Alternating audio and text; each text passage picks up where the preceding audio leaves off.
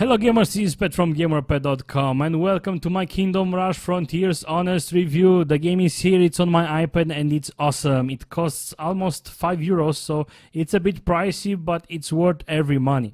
Now the original Kingdom Rush came out for PC about almost 3 years ago, I believe, and it was a Flash game. Then they got their debut on iPad, I believe in December 2011. It was one of the first games I purchased, and now after 2 years and something, we finally got a new Kingdom Rush. Now this is not like a full sequel, but it is a new game that you will enjoy. It continues the story. It has new maps, new Easter eggs, and new heroes. Yep, you have new heroes in this game. Now, what is Kingdom Rush exactly? Well, it's a tower defense game. You know, the type of games that you usually play 10% of the game and the 90% you just watch. Yeah, and you watch so much in tower defense games that in some tower defense games you actually have a button to speed up the game, just so you won't have to watch that much. Now imagine how bad those games are if the developers actually place down a speed button, right? The thing is that Kingdom Rush kind of does things a bit different, in a good way. And how can, this was a question that I asked myself, how can a developer take a genre like tower defense and improve upon it? Well, Kingdom Rush is kind of basic in a way, like it's not bringing up any huge advancement like, I don't know, something crazy. It's still a tower defense at its core, but I mean, look how pretty it is. Look how beautiful the map are looking. Besides that, they also added heroes. Normally when the first Kingdom Rush came out, it didn't have heroes, but they did added heroes in a patch. Now in Kingdom Rush Frontiers, the heroes are integrated already into the game and the maps are balanced towards the heroes. So you have Ulrich, who is like a tanky damage hero. You have Mirage, who is more of a stealthy hero, and you have Kronan, which is my favorite because he even looks funny. And you also have several other heroes that you can purchase with real money. I didn't go into those. Why? Because I just prefer to stick to the core of the game. Now, what else is super fun in Kingdom Rush besides how fun it looks? Each map has its own personality. Each map has its own Easter egg.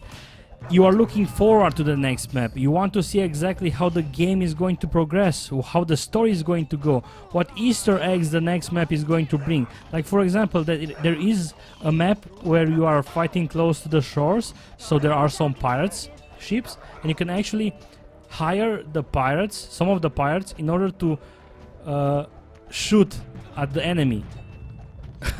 And you know, little stuff like this make this game special. Like for example, have a look at the encyclopedia. You have the towers. Normally, basically you have 4 type of towers. Each of those towers can be upgraded 4 times, dealing more damage with each upgrade.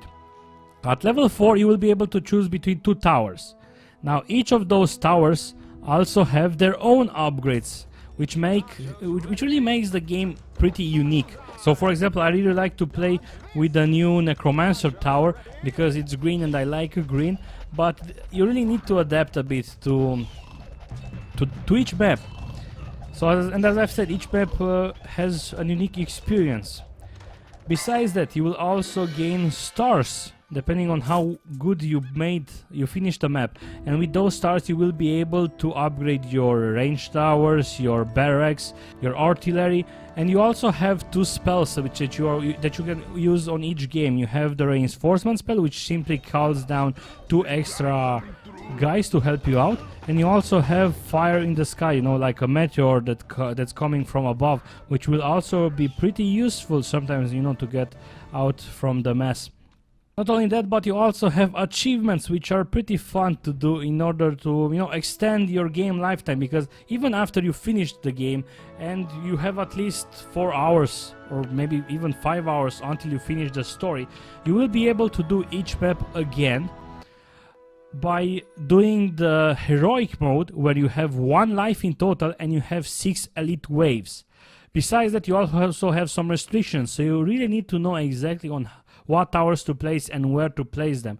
Not only that, but you also have the Iron Challenge, where you also have 1 life in total, but you only have 1 super wave. Again, have a look on how beautiful the game is. You will be you will play on desert, you will play on jungle, you will also play on some caverns. Now I would love to show you more gameplay, you know how the later games are looking, like in combat and such, but I don't want to spoil you. As I've said, the game is something that really builds with you from the start. You really want to look forward to the levels. Not only that, but you will also fight with some bosses, like boom at the end, like a boss comes and you have to deal with him. It's really fun, and I do recommend you to get this game, even if you don't like tower defense games. Like for example, I don't like tower defense games. I find them super boring. Again, 90% of the time you just watch, you do something and then you just sit like that and you look how the waves are coming and how your towers are shooting. Here you don't have to do that. You will have every time to use the reinforcement spell. You will find yourself in problems. Okay, I need to get out, I'm going to use my meteor spell. You will constantly gain money, so you will constantly have to upgrade your towers, and you will have to take a decision. What tower do I upgrade now? Okay, I think I'm going to upgrade this tower, and then bam, the game throws something at you, like a new pet is going to come to the jungle, and you'll be like, oh yeah.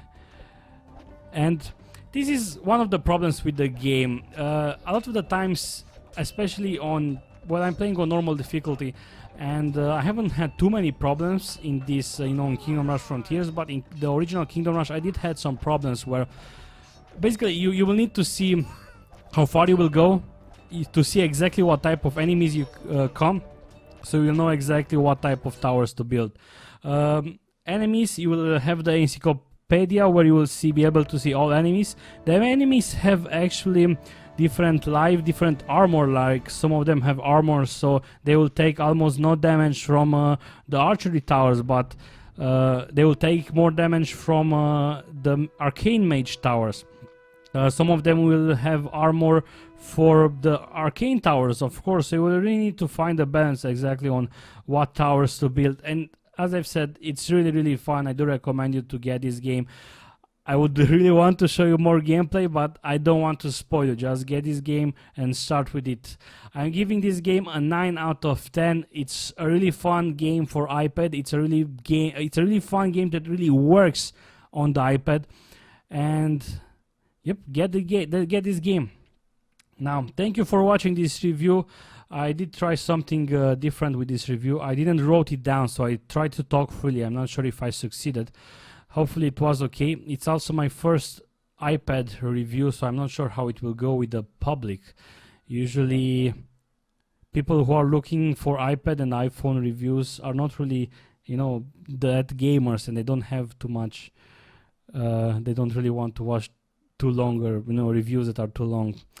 So anyway, what are your opinions about this game? Don't forget to go to gamerpad.com/forum, or if you don't want to register to my forum, just go in and write in the comments below.